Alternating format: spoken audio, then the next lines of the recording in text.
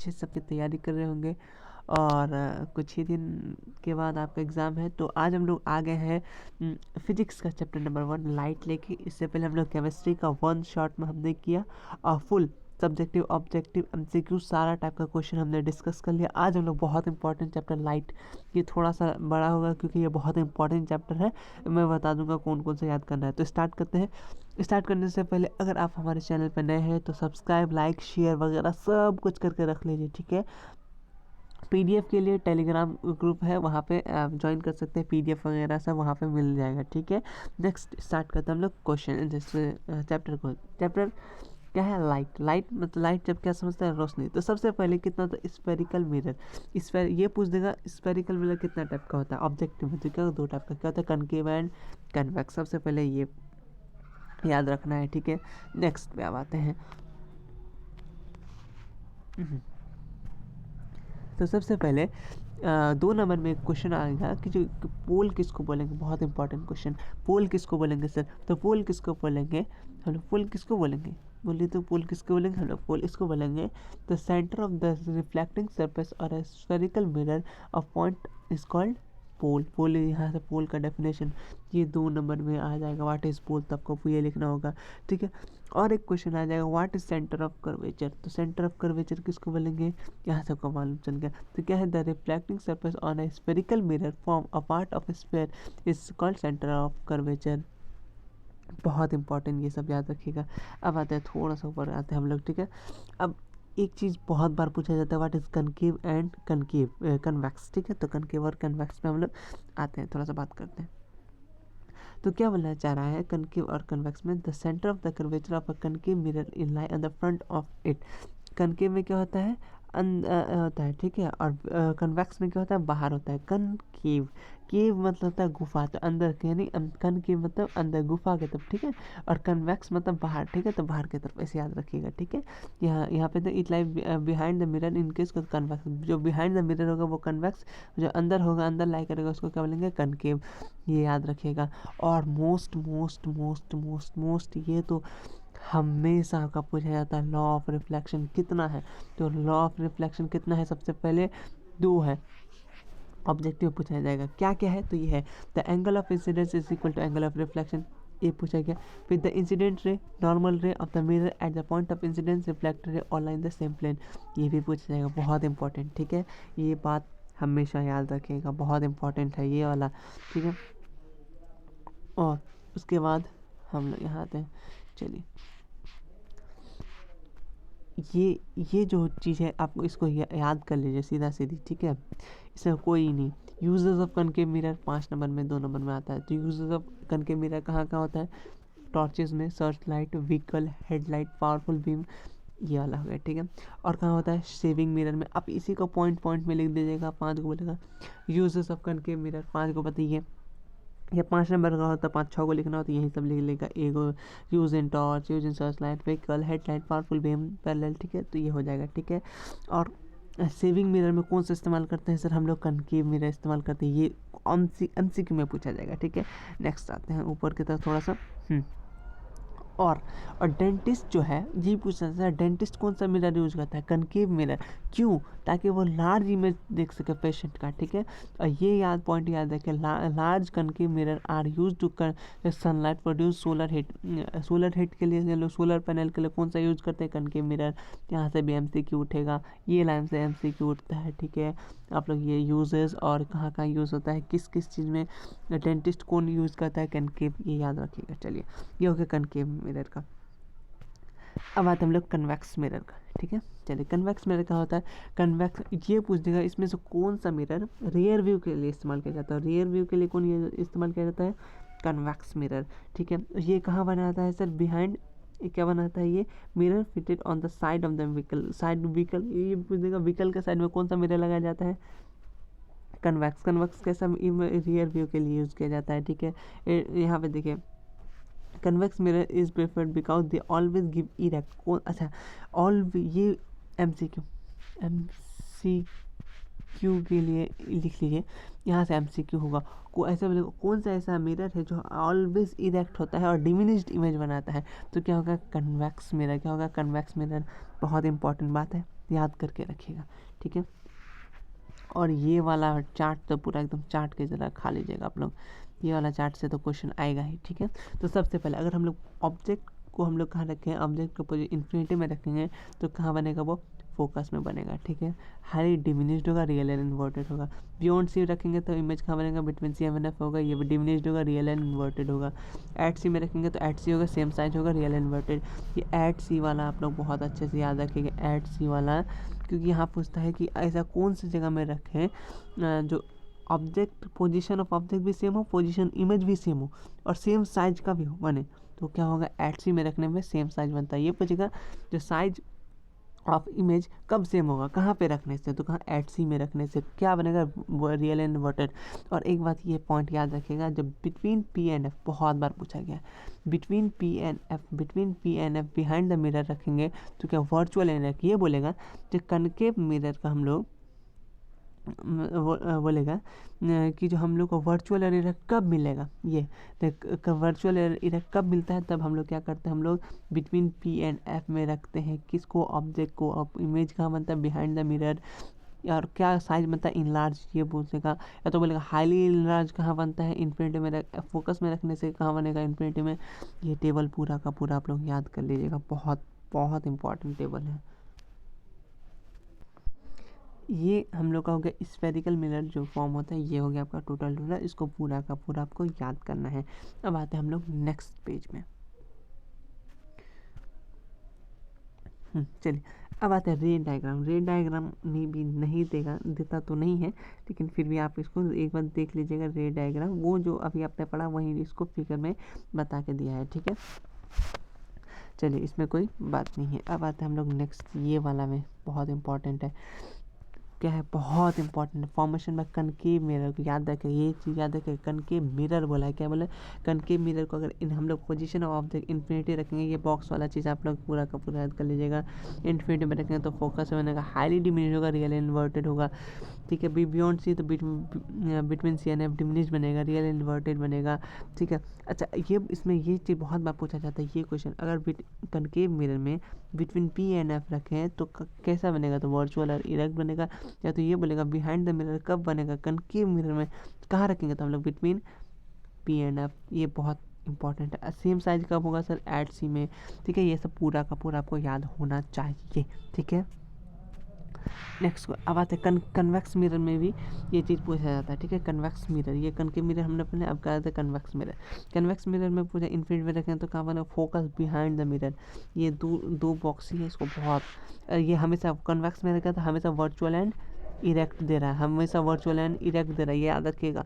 कहाँ ऐसे लेके कहाँ पे रखना है, virtual erect, nature of convex mirror तो क्या होगा, वर्चुअल एंड इरेक्ट, याद रखिएगा, ठीक है ना।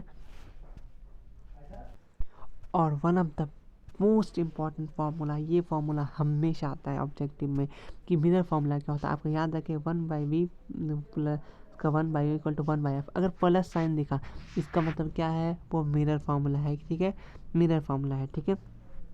चलिए ये क्या, मिरर फार्मूला हमेशा याद रखिए, ठीक है। और ये बोलेगा इमेज ऑफ डिस्टेंस किसको बोलेंगे, ये क्वेश्चन आप 2 नंबर में आ सकता है, या तो 1 नंबर भी पूछ सकता है। The distance of the image from pole and mirror called image distance, ये याद रखिएगा, ठीक है। यू को क्या बोलते हैं हम लोग, ऑब्जेक्ट डिस्टेंस, ये याद रखिएगा, ठीक है। क्या लिखा, in the spherical mirror distance of the object from the pole of object called distance, ठीक है। डिस्टेंस को यू से दिखाते हैं, ठीक है। आप लोग एक मैं बहुत इंपॉर्टेंट पॉइंट बता देता हूँ, ये याद आप लोग बिल्कुल याद करिएगा। व्हाट इज़ फोकल लेंथ, ये बहुत बार पूछा गया। Focal length V V V V V I क्या है, the distance of principal focus from the pole is called focal length, ये याद रखिएगा, ठीक है। बहुत इंपॉर्टेंट फॉर्मूला, बहुत ही ज़्यादा पूछा जाने वाला क्वेश्चन है ये यहाँ से लेके जो ये है पूरा का पूरा याद कर लीजिएगा, ठीक है। अब आते हम लोग नेक्स्ट, ये भी बहुत इंपॉर्टेंट है। मैग्नीफिकेशन का फॉर्मूला क्या होता है, तो क्या होता है, माइनस वी बाई, याद रखिएगा, माइनस वी बाई हो क्या, height of image by height of object, m equal to height of image by height of object, ठीक है। चलिए इसको याद रखिएगा। नेक्स्ट की तरफ आते हम लोग।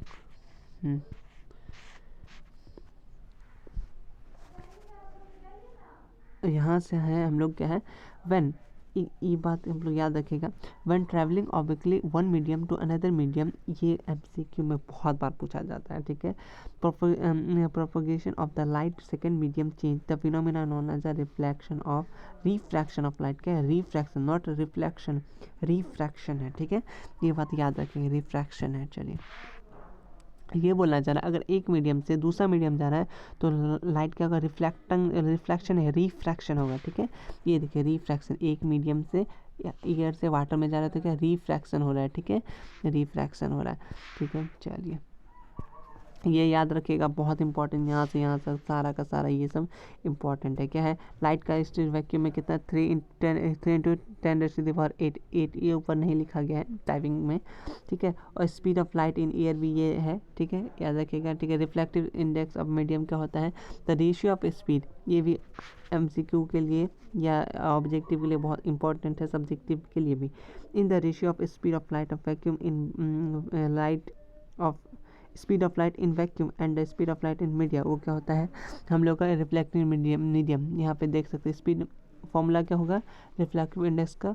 Speed of light in vacuum divide by speed of light in medium, याद रखिएगा, ठीक है। Reflective index has no unit. ये क्वेश्चन बहुत इंपॉर्टेंट, अगर ये पूछेगा कि रिफ्लेक्टिव इंडेक्स का यूनिट क्या होता है तो क्या है? No unit. क्या है? No unit. क्वेश्चंस बहुत इंपॉर्टेंट क्वेश्चन यहाँ से आएगा, ठीक है। रिफ्लेक्टिव इंडेक्स का यूनिट क्या होता है ये पूछेगा तो क्या बोलना है? No unit. क्या होगा? No unit. चलिए नेक्स्ट क्वेश्चन। चलिए अब बात हम लोग यहाँ पे देखते हैं अब रिलेटिव, एक ये पूरा क्या है, एक मीडियम से दूसरा मीडियम जा रहा है तो वाला फार्मूला यूज़ करें, ये फार्मूला यूज़ करिएगा, बहुत इंपॉर्टेंट फार्मूला है, ठीक है। चलिए अब हम लोग थोड़ा सा जूम कर लेते हैं पेज को। अब यहाँ तक ऑप्टिकल डेंसिटी किसको बोलते हैं, ठीक है। On comparison to media one higher refractive index से टू बी ऑप्टिकल डेंसर, ठीक है। देखिए जहाँ ज़्यादा डेंसिटी होगा वहाँ क्या बोलेंगे? ऑप्टिकल डेंसर, ठीक है। और जहाँ कम डेंसिटी होगा, speed of light is lesser than optically denser, जो कम होगा ऑप्टिकली डेंसर से, उसको बोलेंगे रियर मीडियम। उसको क्या बोलेंगे? रियर मीडियम, ठीक है। ये रियर मीडियम और डेंसर मीडियम याद रखें।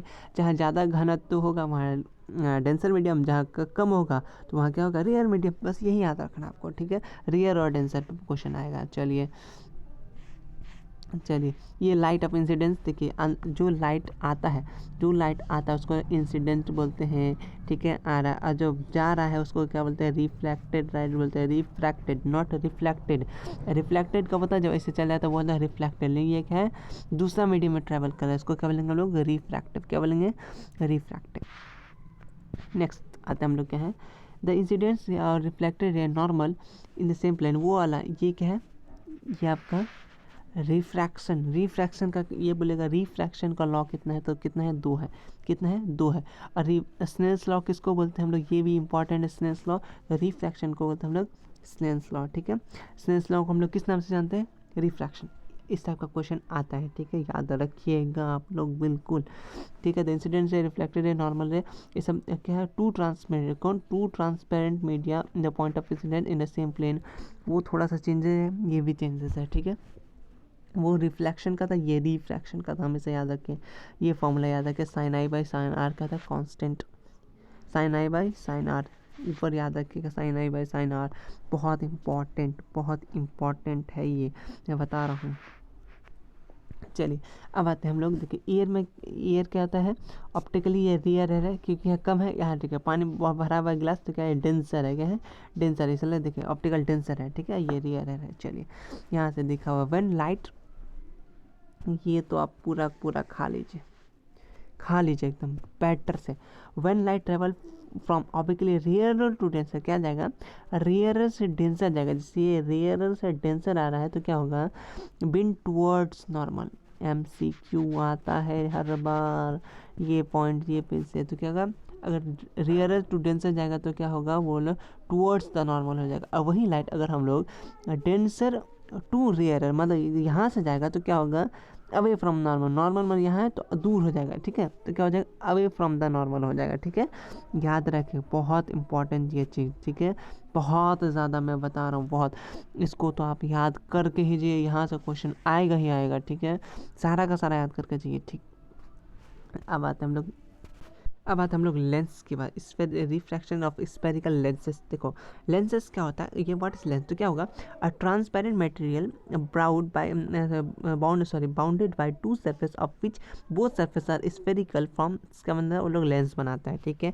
लेंस हैव टू स्फेरिकल, वो क्या होता है, एक दो होता है, क्या होता है, एगो आउटवर्ड होता है और एक होता है इनवर्ड। जो आउटवर्ड होता है उसका डबल कन्वेक्स लेंस। देखिए यहाँ देखिए कन्वेक्स लेंस, ये है कनकेव लेंस, ठीक है, कन्वेक्स और कनकेव लेंस, ठीक है। यहाँ देखिए, इसको थोड़ा सा हम लोग जूम आउट करते हैं, उसके बाद देखते हैं। यहाँ देखिए, यहाँ पे लिखा हुआ है कि अ लेंस में have two spherical surface curve, क्या है, इनवर्ड। याद रखिए क्या, इनवर्ड। जो इनवर्ड रहेगा उसको क्या बोलेंगे हम लोग, concave lens, double concave lens या कनकेव लेंस जो इनवर्ड रहेगा, ठीक है, क्या बोलेंगे, इनवर्ड जो रहेगा, ठीक है। अब आते हैं हम लोग कन्वेक्स के बारे में, ठीक है।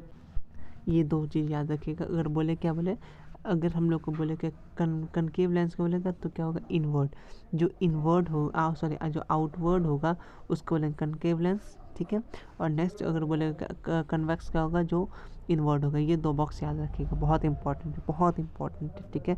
ये दो बॉक्स हमेशा याद रखिएगा, ठीक है। ये इमेज फॉर्मेशन है, आप वो वाला कन्वेक्स वाला याद करिएगा, ये हो जाएगा। इमेज फॉर्मेशन में पूछता नहीं है, ठीक है, तो उतना आपको दिमाग नहीं लगाना है फिलहाल।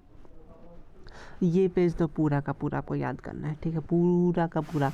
अगर बोले लेंस फॉर्मूला से, तो लेंस फॉर्मूला क्या, 1/b minus 1/u equal to 1/f।